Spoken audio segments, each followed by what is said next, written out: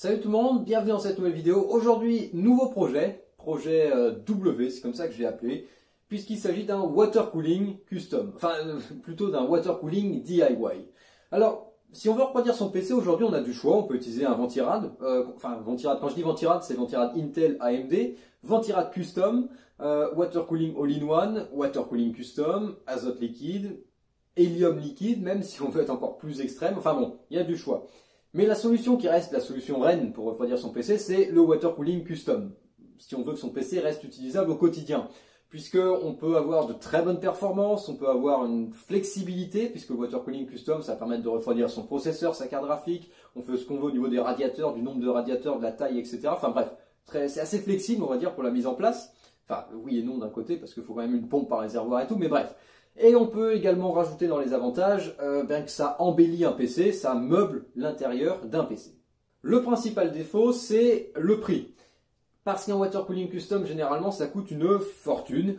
Faut compter plusieurs centaines d'euros au minimum pour une bonne boucle de water cooling.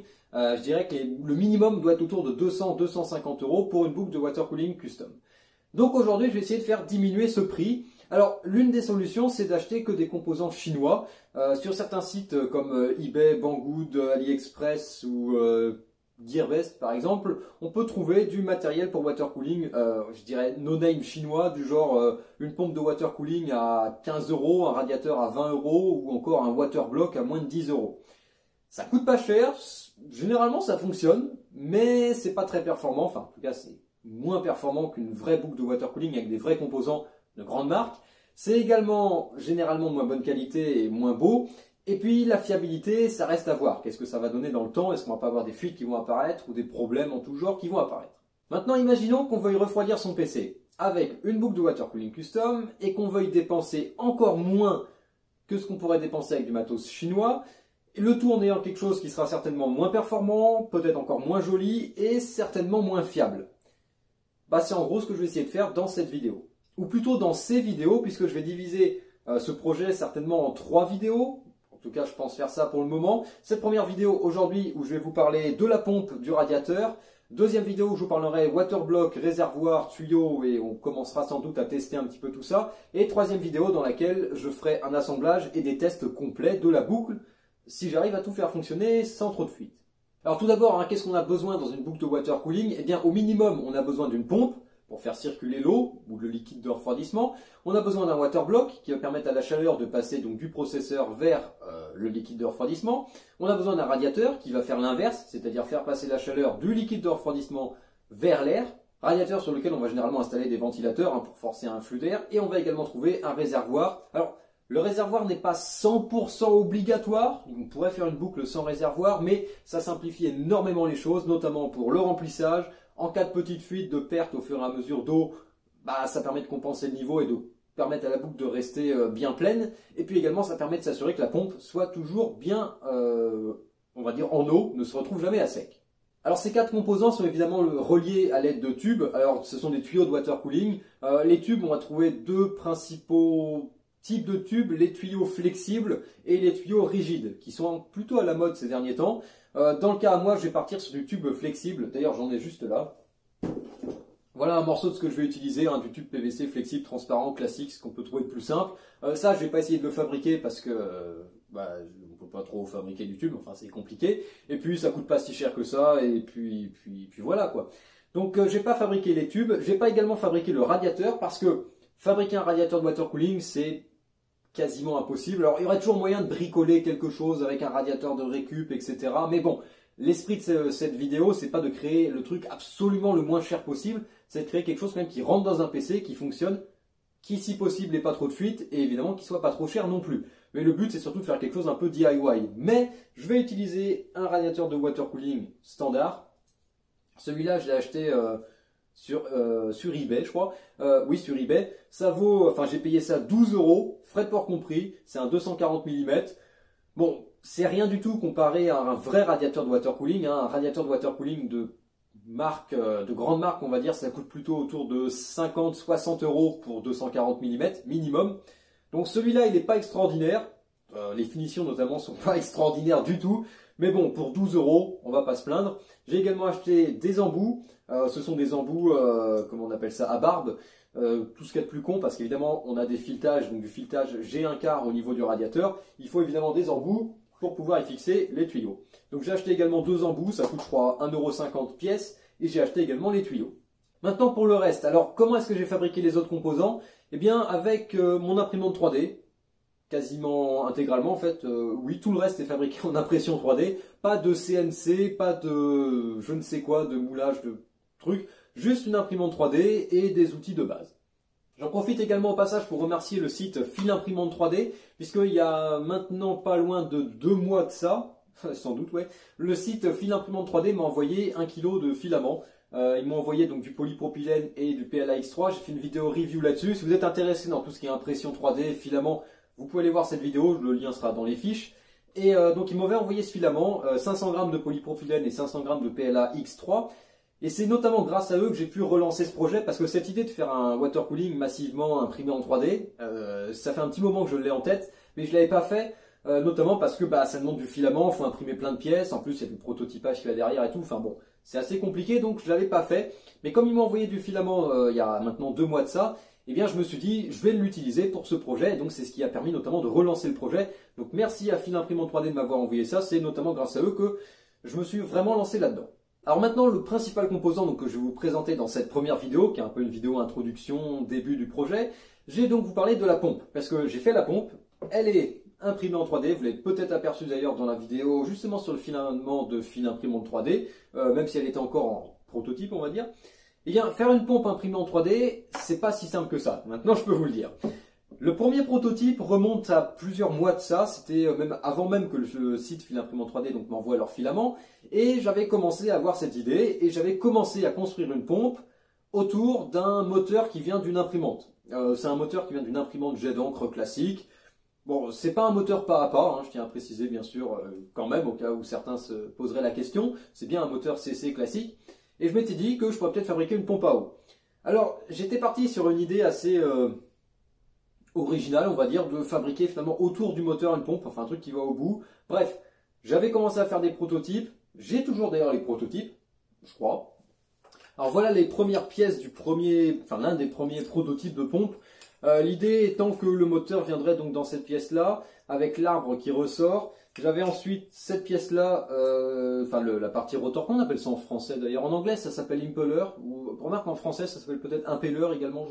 Bref, on va appeler ça le rotor si on veut, qui vient au milieu, et puis un couvercle qui viendrait se visser autour, avec les entrées-sorties, donc qui se trouvent à ce niveau-là.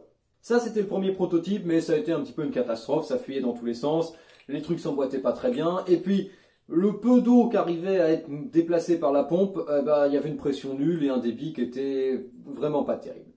Donc j'ai commencé par reprendre tout à zéro et à m'inspirer un peu de ce qui existe déjà. Je me suis inspiré des pompes D5 de chez EK ou EK, appelez ça comme vous voulez, en anglais c'est EK Waterblock ou EK Waterblock, bref, je me suis inspiré de leur pompe D5. J'ai commencé donc à rechercher un petit peu sur internet si je pouvais trouver des caractéristiques techniques, notamment au niveau des dimensions. Finalement, je me suis dit, peut-être que quelqu'un l'a déjà modélisé en 3D, donc j'ai fait une recherche et effectivement, j'ai trouvé des fichiers 3D, de modélisation 3D d'une pompe D5 de chez EK. Le problème, c'est que ces fichiers, ils ne sont pas du tout faits pour être imprimés, et puis en plus de ça, ce sont des fichiers qui sont directement calqués sur la pompe en elle-même. Moi, personnellement, je les imprime en 3D, et puis j'utilise un moteur qui vient d'une imprimante et qui n'a rien à voir avec une pompe D5 classique. Donc j'ai utilisé ces fichiers avant tout pour les dimensions et puis pour voir un petit peu comment c'était fait. J'ai donc dû redessiner complètement la pompe. J'ai utilisé pour ça SolidWorks. Personnellement, c'est ce que j'utilise pour faire les schémas comme ça, les dessins 3D. Et puis j'ai recréé donc comme ça complètement la pompe en s'inspirant très fortement de la D5, notamment au niveau de certaines dimensions. À partir de là, j'ai pu commencer à imprimer les pièces. Alors, j'ai fait pas mal de prototypage pour cette pompe parce qu'il y a eu pas mal de problèmes. Par exemple, la première pièce, dont j'étais très content, hein, la base on va dire, très bien imprimée. Le problème c'est que le filament a un peu trop collé à l'imprimante et donc derrière en voulant la sortir de l'imprimante, eh bien je l'ai complètement ruiné. Donc j'ai dû en refaire une. J'ai fabriqué notamment plusieurs tops ou parties supérieures de la pompe on va dire, c'est-à-dire ces pièces-là. C'est les pièces qui vont en fait au-dessus, pour vous montrer un petit peu l'architecture, hein, on a tout simplement la base, et on va avoir ça qui vient se fixer par-dessus, avec ici donc des trous qui permettent de laisser passer les vis. Au milieu, on trouve donc l'espace où va venir l'impelleur, impelleur, comme vous voulez, vous appelez ça, je sais plus comment, trop en français, mais bref. Sachant que voilà ce que j'avais fait dans mon premier prototype de pompe, voilà ce que j'ai fait pour cette pompe-là. La différence est de taille, on va dire.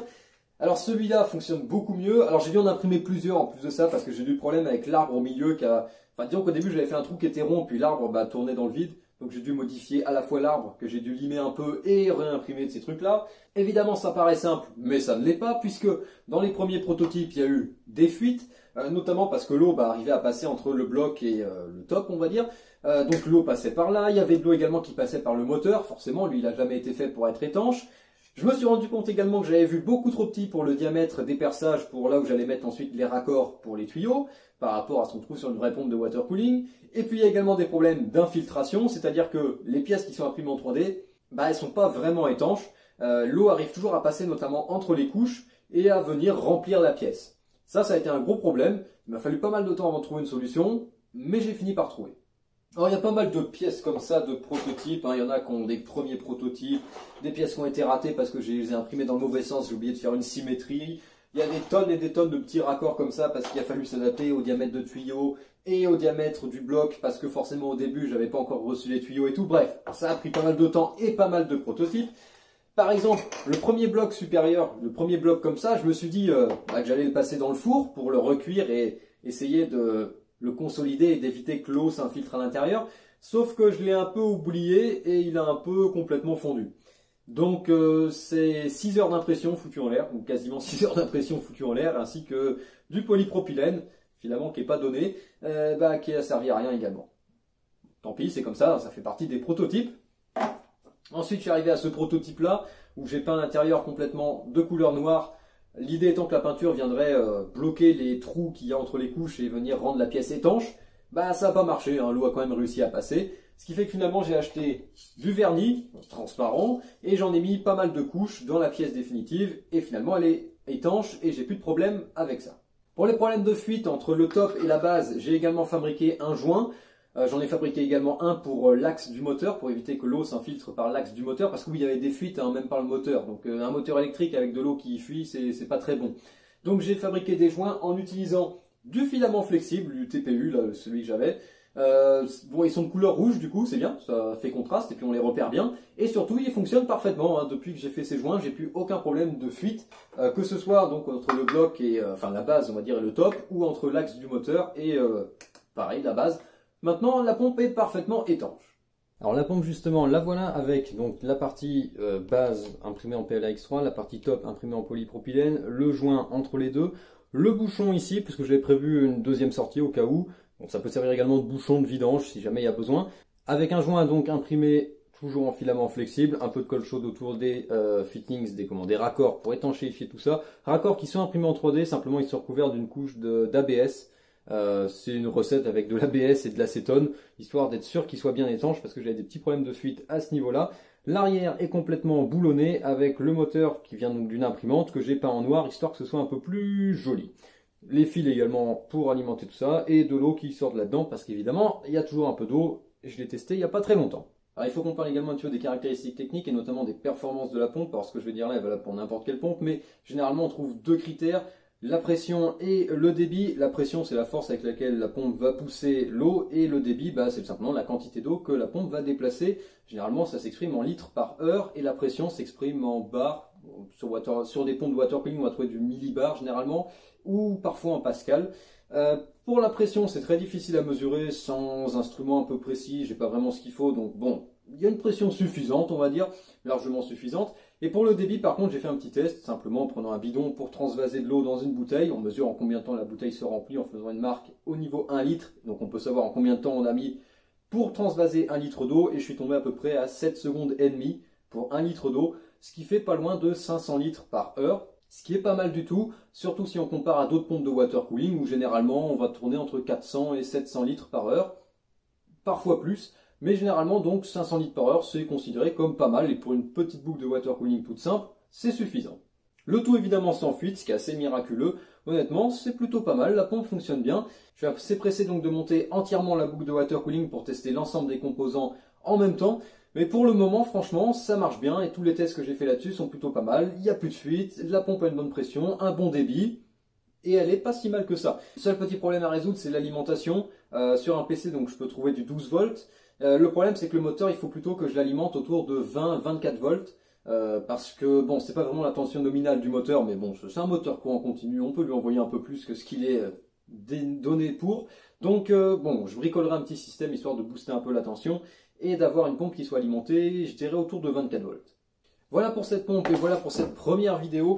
Dans la prochaine vidéo qui n'arrivera pas la semaine prochaine mais sans doute dans 2 semaines, vidéo dans laquelle donc on parlera waterblock, réservoir et qu'on commencera, enfin on assemblera même la boucle au moins pour faire un premier test à blanc, et troisième vidéo dans laquelle j'essaierai de monter tout ça sur un vrai PC et de voir un peu si les performances sont à la hauteur du temps passé à le fabriquer. Voilà, si vous avez aimé ce projet, n'hésitez pas à liker la vidéo, à vous abonner si ce n'est pas déjà fait et à partager tout ça.